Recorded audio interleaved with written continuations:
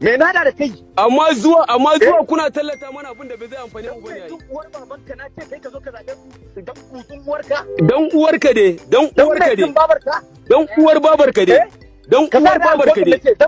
Shege munafiki dan wallahi yanzu ka fara fitowa muna Lawan Ahmad ka ba mu kunya, ka ba mu mamaki. Na ransa da Allah ban taba tsammanin Lawan Ahmad yana irin wannan zagi. Wanda ko mara tarbiyya ba dai wannan zagin ba, amma kai gagaye na ma kallon mai mutunci. To dama kai baka san a zage ka dauko tallan Tinubu. Kai duk mutum da zai shiga siyasa dole sai ka san za a zage ka, dole ka san za a zage ka. Amma har ka samu ka kira mutum a waya dan abu ka dan uwarka, dan mai cin ka dan uwarka, dan mai kaza dan uwarka.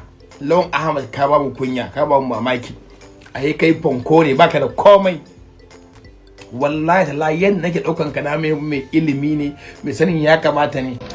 Kamar yanda muka sanar shekaran jiya cewa mun daga kawo muku shirin mu na matashiya ranar 14 ga wata, wato yau kenan. So wannan magana tana nan. Uwarka ta daki hancin ubanka don gutsun uwarka Lawan Ahmad. Bari mu faɗa maka ji, ba da wai ba, wato wakar rara ma mun haramta shi. Wakar rara kuma wakar yan ta'adda, ba ma son wakar rara. Wato fima-fiman kuma mu ba ma son su. Duk wani fima-fiman kuma mu ba ma son su. Idan kuka ce ku yan fim ne, mu muna da ku yan fim ne, ko mu yan midiya ne.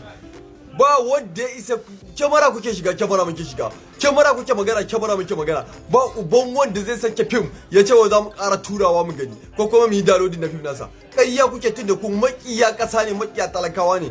Ku kun ce wai kuna ruɗan mu da wai fim naku, ku zo kuma kuna tallata mana banzan shugaba da baya ji baya gani, bai san me yake ba. Kawai sai cutar da talakawa, ku kuma kuna ƙara mara baya, wai kuna cewa za mu sake muku fim kaza. Kun jima ba ku saka ba, nan gaba duk wanda ya san kansa yana ki sharewa. Duk wani na fim da ya sake wai sunan sabon fim wai ko season, dan Allah kar ya gani, kar ya je sauke, kar ya je tura. Mu ga tasiyar dangutun uwar su tunda mu muke nema mu kudu, su ne za su rena mana wayo, duk da aka ba sa kishin abin da muke.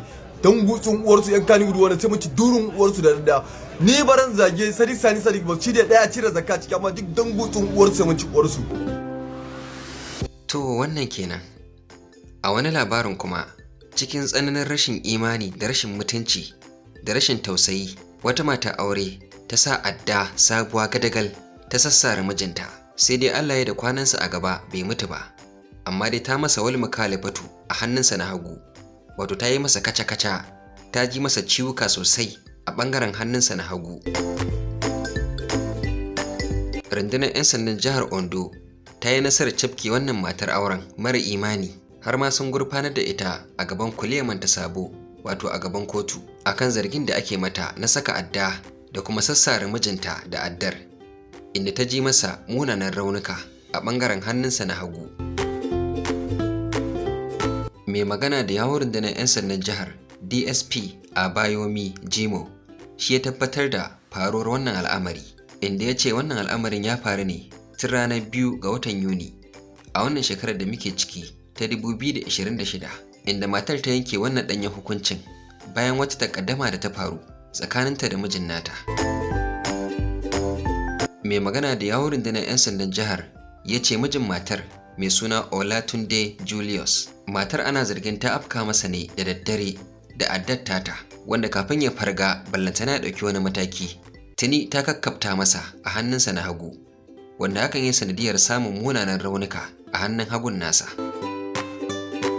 Jimo ya ce tuni dai aka garzaya da Olatunde Julius zuwa asibiti domin ceto rayuwarsa da lafiyarsa da kuma tantance adadin ciwukan da matar tasa ta ji masa, inda hukumar za ta yi amfani da rahoton asibiti wajen gabatarwa da alkali hujjoji akan rashin imanin da matar Olatunde din ta yi masa.